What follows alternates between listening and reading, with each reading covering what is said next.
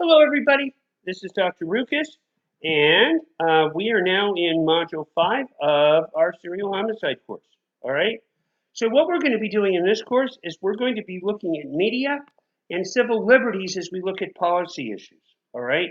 And also, more importantly, your group will have a literature review that is due this Friday for me to look at and to have you find literature that's related to your solutions or to serial killers where your solutions might have prevented what occurred. But first of all, let's talk to the media. Because when it comes to serial killing, media creates a double-edged sword. By and large, media for us is an essential source of information because it's not possible for us as human beings to be everywhere and experiencing everything ourselves. We rely on media to give us information on actions that are going on in other parts of the world that could affect us. All right?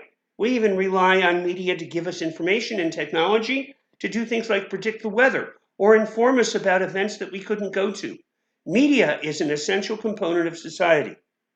And it's a very necessary component. That said, is it a necessary component or a necessary evil when it comes to serial killing? Okay? Here's the issue when it comes to serial killings. By and large, media is paid for by advertisers, all right? And they're driven by ratings or readership, okay? And serial killing serial killers get big ratings and they also get increased readership. By and large, there's a quote that goes, if it leads, it bleeds. If it bleeds, it leads. And what this talks about is the fact that media receives a lot of people paying attention to it by reporting on crime. And there's a benefit to the media to having crime be high as opposed to being low. There are some that have even gone so far as to say that the media can fan crime, all right, because of the fact it gets bigger ratings because of it. Now, the problem that this can cause in the case of serial killers is that it can create mass panics. Even some of our most prolific serial killers are people that are rarely killing more than once a month. However, the media has created such a panic that it will paralyze entire cities and create a situation where people are afraid to live in a given area. Now, if we look at someone like Ted Bundy, yes, this panic was affected,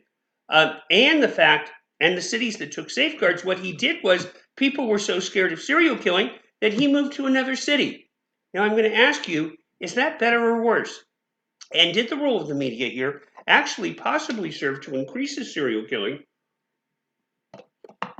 as opposed to decrease it? Also, all media, no matter who you watch, has some sort of bias attached to it. So as a result, you're relying on somebody else's interpretation of what has transpired, and that can create issues as well. And that, by the way, in our current partisan age, many say it's become worse. Okay. The next issue here is a trade-off, all right? We value our civil liberties. And there's no doubt, by the way, in societies that are very authoritarian, crime rates are minimal. There are ways to reduce crime. However, that requires giving the state a substantial amount of control. Okay? So the question we have is, how much control and individual freedom are we willing to give up in order to reduce crime? All right? Particularly here. And that's actually something you're going to be wrestling with as you create your papers. I actually want to give you some information of a study that I did at Arkansas State University when we were looking at steps that could be taken to increase the university's security against active shooters. All right?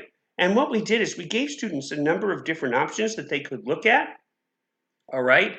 That would decrease the level, that would decrease the probability that active shooters would come in. All right? By and large, we found surprisingly that students didn't have a problem with metal detectors at each of the buildings that would search them and search bags coming in.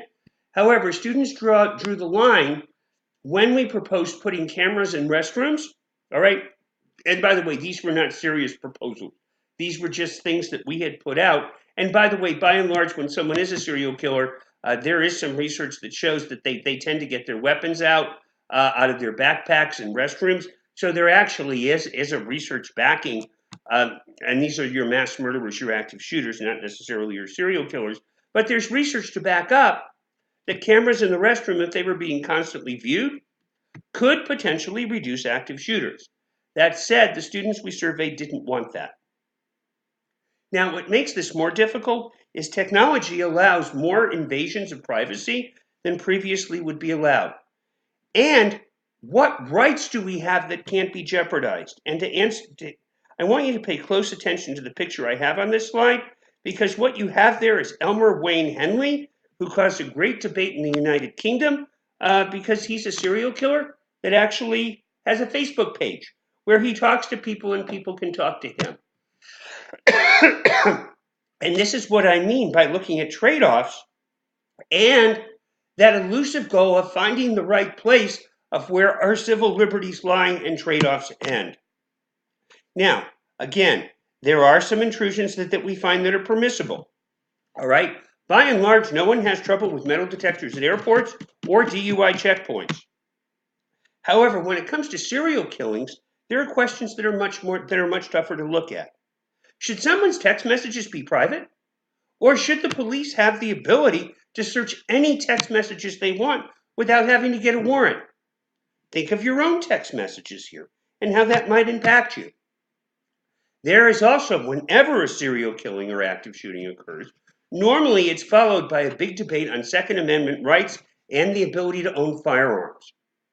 Now, I will say that society at this point is still very much debating the issue, and that one thing that everyone agrees is the current state is not one that makes either those that want to increase or decrease Second Amendment rights happy.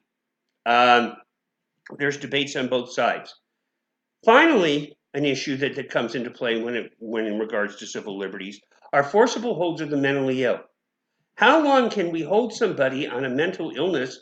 Right now it's 72 hours, but how long can we delay someone's freedom, and for what reasons can we do that? I mean, these are tough questions, and actually questions you might even want to think about as you address them in your papers.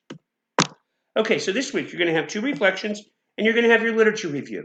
Now, your literature review must have at least 10 sources, and I actually expect a citation page at the end. It must be at least 1,250 words, but free to go longer.